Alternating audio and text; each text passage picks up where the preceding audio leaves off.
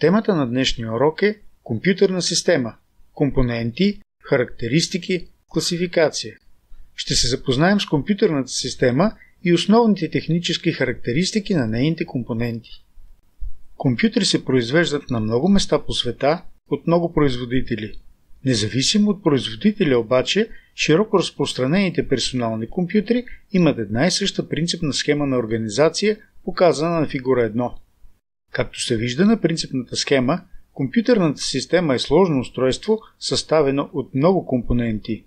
Всички тези компоненти успяват да работят съгласувано благодарение на устройство тактов генератор, който през равни интервали от време подава управляващи тактови импулси към отделните части и те изпълняват предписаните им от програмата действия, следвайки тактовете на генератора. Броят на импулсите, които генераторът поражда за секунда, се нарича тактова честота на генератора и се измерва в херци. 1 херц е честотата от един импулс за секунда и техните производни. За широко разпространените на пазара персонални компютри тази характеристика е от порядъка на 100-400 МГц. 1 МГц е равен на 1 милион Хц. Различните компоненти обаче имат различни скорости на работа, което определя тяхното бързодействие и следователно тактова честота.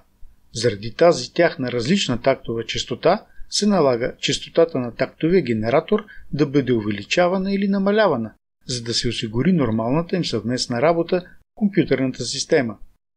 Комуникационна шина (БУС). Тъй като компютъра е машина за обработка на данни, това няма как да стане без устройство, с помощта на което отделните части да обменят данни помежду си. Като това става чрез комуникационната шина, на английски БУС. Всъщност, комуникационната шина е съставена от много устройства, но за крайния потребител е удобно да се ги представя като едно цяло, разположено върху електронна платка, пластмасов правоъгълник с необходимите проводници. Нарича се дънна платка или просто дъно. Върху дъното, освен шината, са монтирани централния процесор, оперативната памет, тактовите генератори, куплунгите за присъединяване на входно-изходните устройства, звуковата карта, видеокартата и още много други части на компютъра. Важна характеристика на комуникационната шина е скоростта на обмен на данните, която тя осигурява, определена от тактовата честота на монтирания на дънната платка тактов генератор. Производителността на компютърната система зависи както от скоростта на комуникационната шина, така от скоростта на централния процесор и бързината, с която оперативната памет предоставя съхранените данни. Когато се конфигурира компютърната система, тези три скорости трябва да са подходящо избрани. Така, например, не е добре скоростта на шината да е по-малка от скоростта, с която оперативната памет може да обменя данни. Централен процесор. Централният процесор, Central Processing Unit, CPU, е устройство, което изпълнява операции с предоставени от потребителя данни. За целта процесорът прочита данните от вътрешната памет, извършва необходимите операции с тях и записва обратно в паметта резултатите от тези операции. Основната характеристика на централния процесор е неговото бързодействие. То зависи от неговата тактова честота и разредността му. Тактовата честота определя броя на инструкциите, които процесорът може да изпълни за единица време. Тактовата честота на процесорите се измерва в херци и техните кратни – килохерци, мегахерци и гигахерци.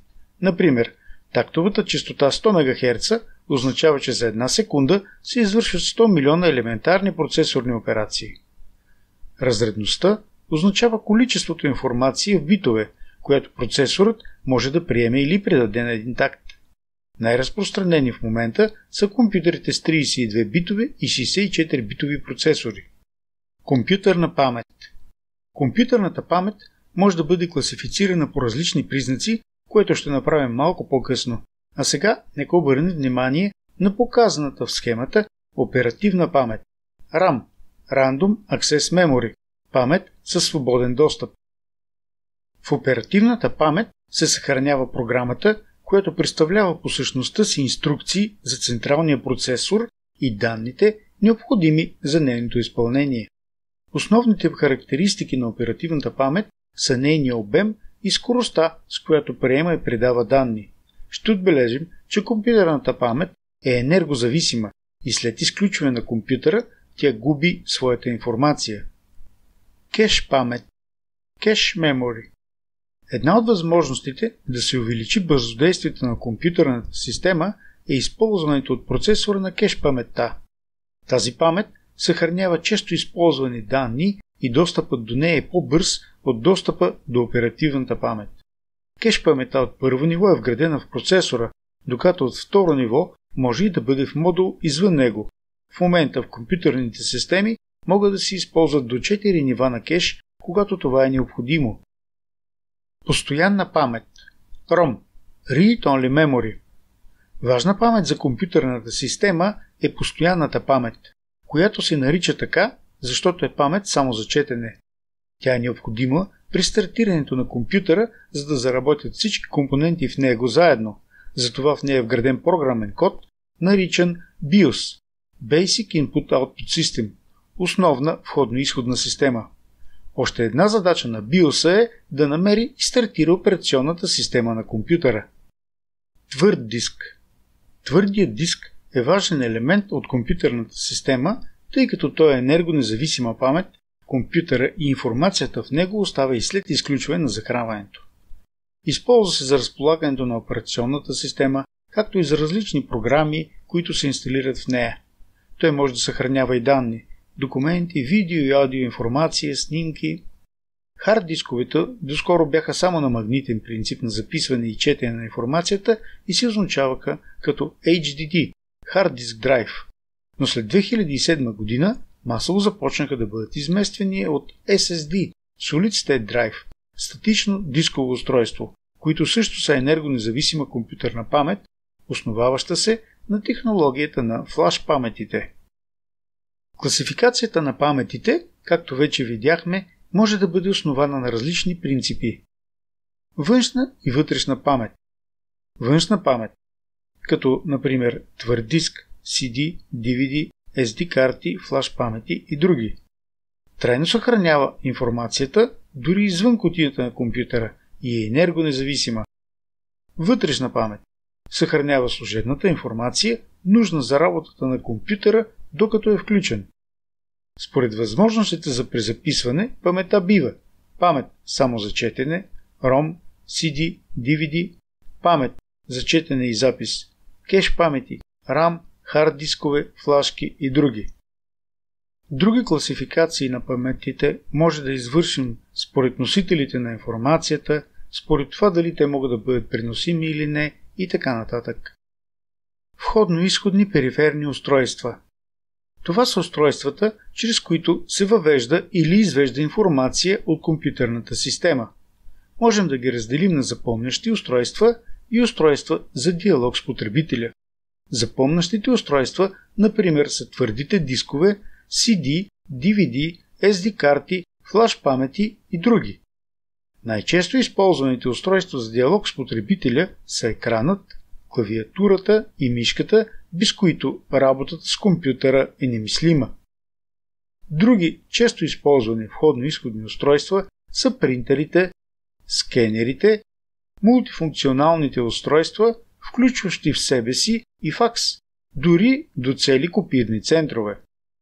Не на последно място са устройствата за аудио и видеозапис и възпроизвеждане, микрофон, видеокамера, слушалки и тонколони.